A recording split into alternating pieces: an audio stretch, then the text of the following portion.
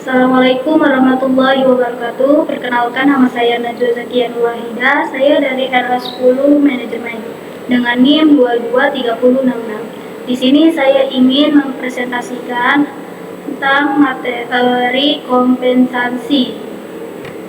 Definisi kompensasi: sesuatu yang diterima karyawan sebagai penukar dari kontribusi jasa mereka pada organisasi. Balas jasa yang diberikan oleh organisasi atau perusahaan baik bersifat inersial maupun finansial kepada karyawan atas kontribusi jasa mereka pada periode tertentu. Tujuannya umum memberitahu kompensasi adalah untuk menarik, mempertahankan, dan memotivasi para karyawan.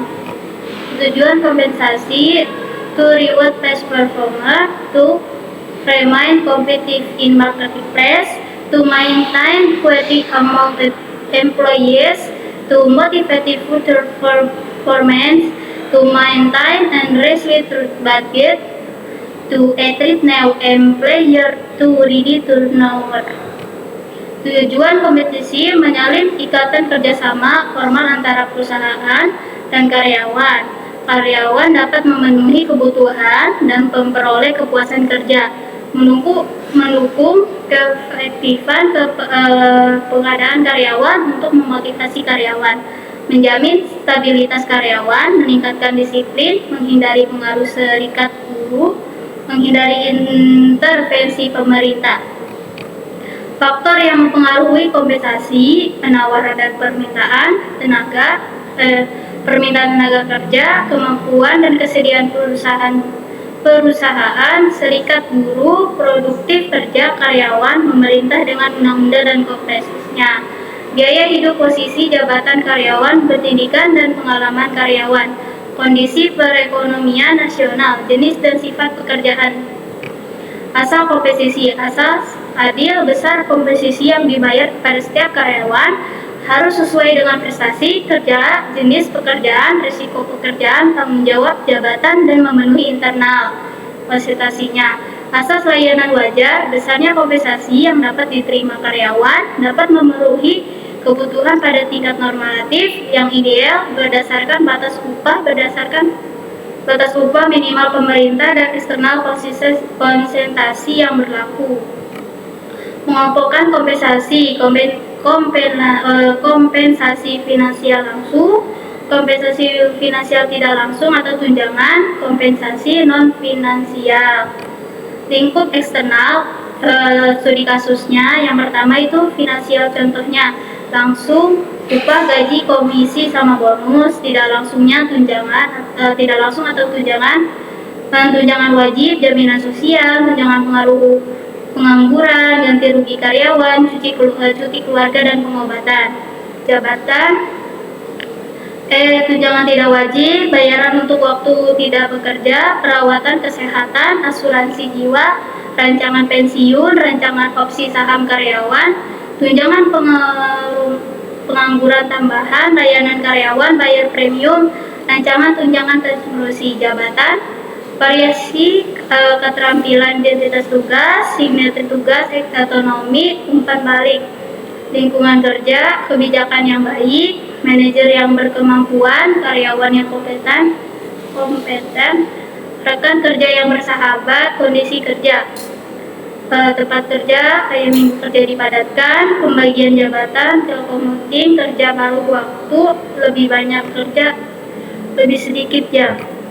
Organisasi, kebijakan kompensasi, politik organisasional, kemampuan untuk membayar karyawan, bayar berbasis kinerja, bayar berbasis keterampilan, bayar berbasis kompetisi, senioritas, pengalaman, keanggotaan organisasi, potensi, pengaruh politik sama keberuntungan.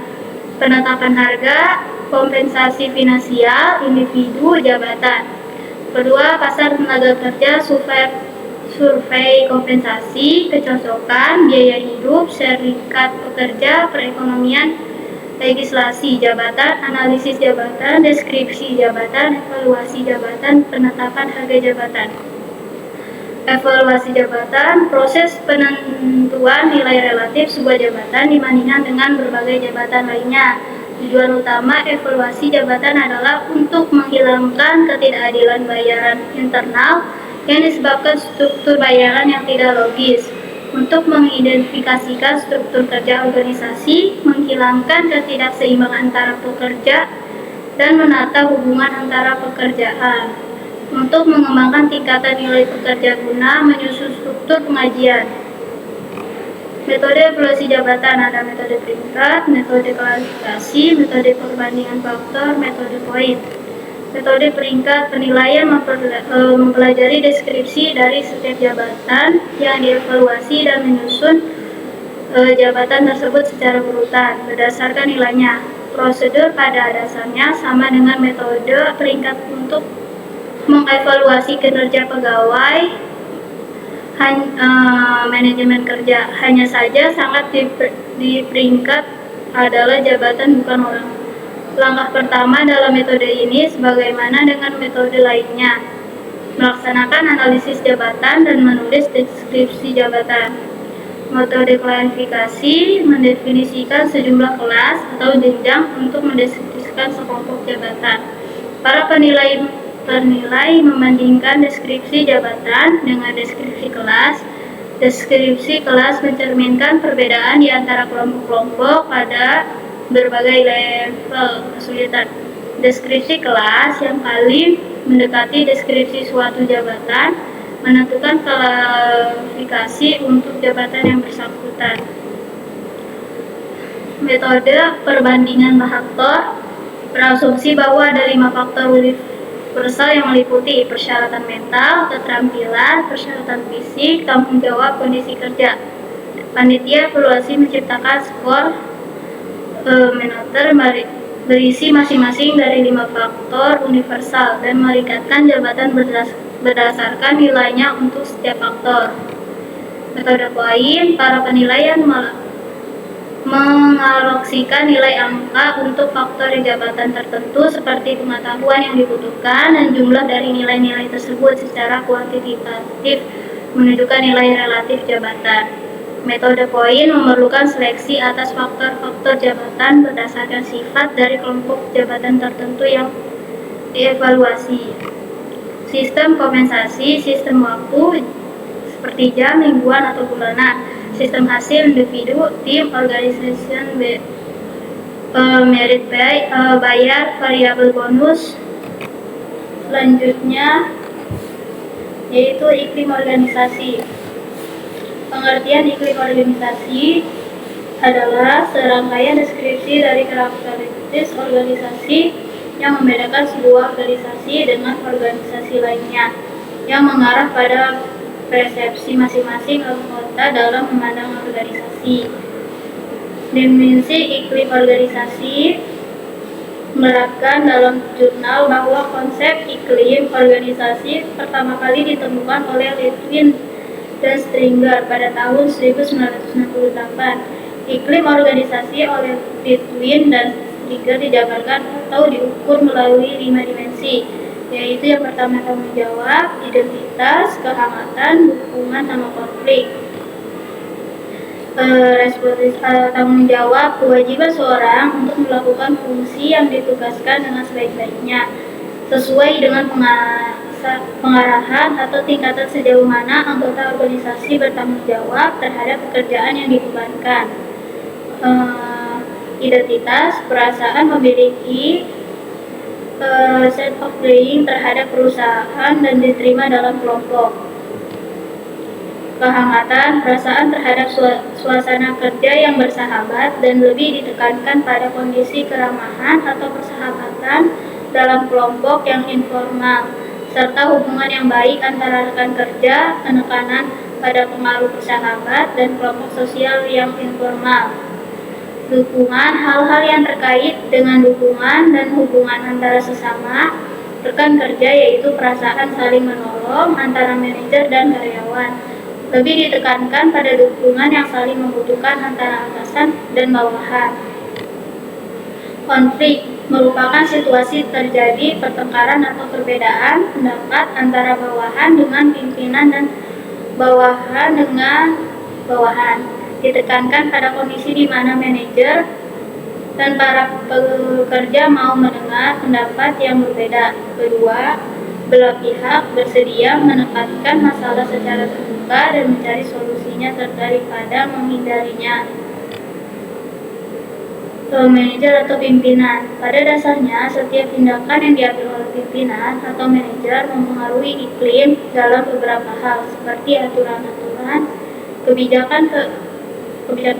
kebijakan dan prosedur organisasi, terutama masalah yang berhubungan dengan masalah personalia, distribusi imbalan, gaya komunikasi, cara-cara yang digunakan untuk memotivasi, teknik-teknik dan tindakan pendisiplinan, interaksi antara manajemen dan kelompok, interaksi antara kelompok. Perhatikan pada permasalahan yang dimiliki karyawan dari waktu ke waktu, serta kebutuhan akan kepuasan dan kesejahteraan karyawan. Terima kasih. Selanjutnya, lingkungan kerja. Lingkungan kerja, produktivitas dan mutu kerja karyawan dipengaruhi faktor-faktor yang terkait dengan lingkungan kerja, antara lain beban kerja berlebihan yang tidak dapat diperkirakan, perubahan di akhir waktu yang dirancang, kurangnya peralatan yang sempurna dan tidak seefisien alur kerja.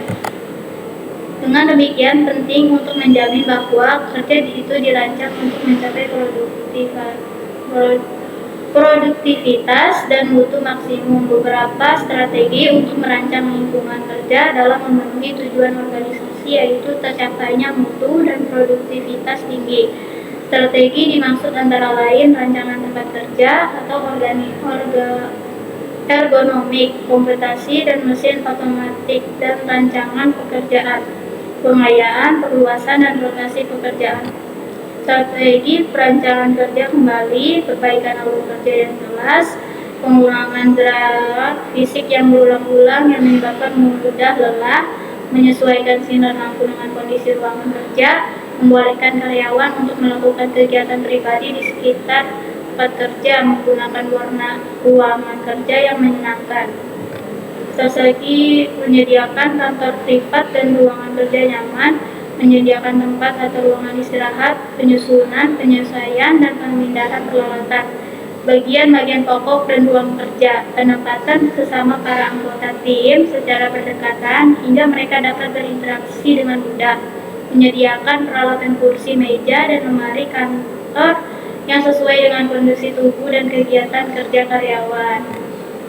Komputerisasi dan alat otomatik, memberitahukan pada karyawan tentang manfaat komputer dan alat otomatik, melibatkan karyawan dalam keputusan untuk operasionalisasi komputerisasi, mengkomunikasikan isu-isu implementasi kepada seluruh karyawan, serta bagaimana dan kapan komputer digunakan. Pekerjaan apa yang dapat menggunakan komputer dan masalah yang dihadapi. Melatih karyawan tertentu dalam menggunakan komputer dan alat otomatik dan mengevaluasi hasil pelatihannya. Membolehkan para karyawan memanfaatkan waktunya untuk mempraktikkan pengetahuannya dalam menggunakan komputer dan alat otomatik, memiliki staf pemeliharaan alat-alat baru yang tersedia setiap saat untuk memperbaiki alat, meningkatkan kualitas peralatan secara berkala. Pengayaan pekerjaan tujuan adalah untuk meningkatkan motivasi, kepuasan, dan kinerja karyawan.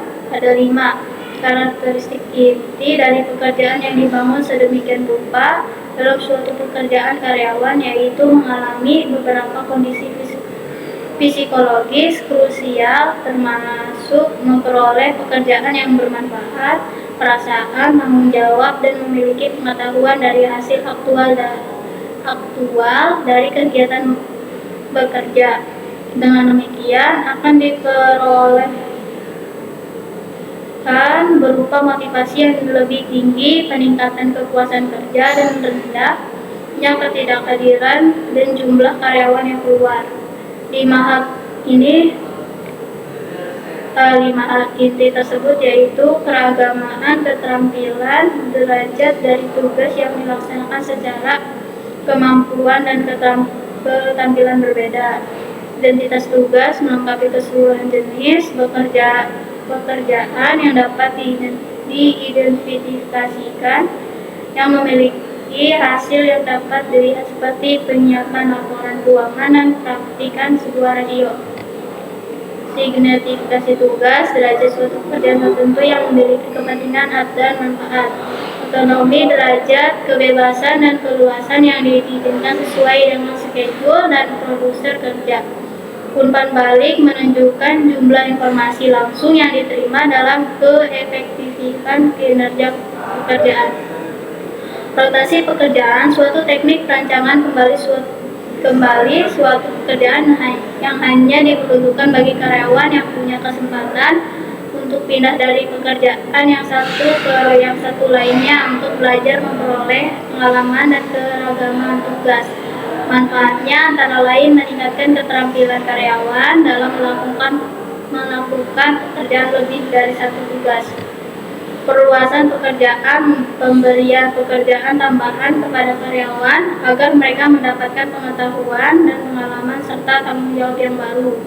Syaratnya adalah beban kerja karyawan tidak menjadi berlebihan di atas standar operasi kerja organisasi. Perluasan pekerjaan, pemberian pekerjaan tambahan kepada karyawan agar mereka mendapatkan pengetahuan dan pengalaman serta tanggung jawab baru. Syaratnya adalah beban kerja karyawan tidak menjadi berlebihan di atas standar operasi. Oke, mungkin cukup sekian dari saya. Kurang lebihnya mohon maaf. Wassalamualaikum warahmatullahi wabarakatuh.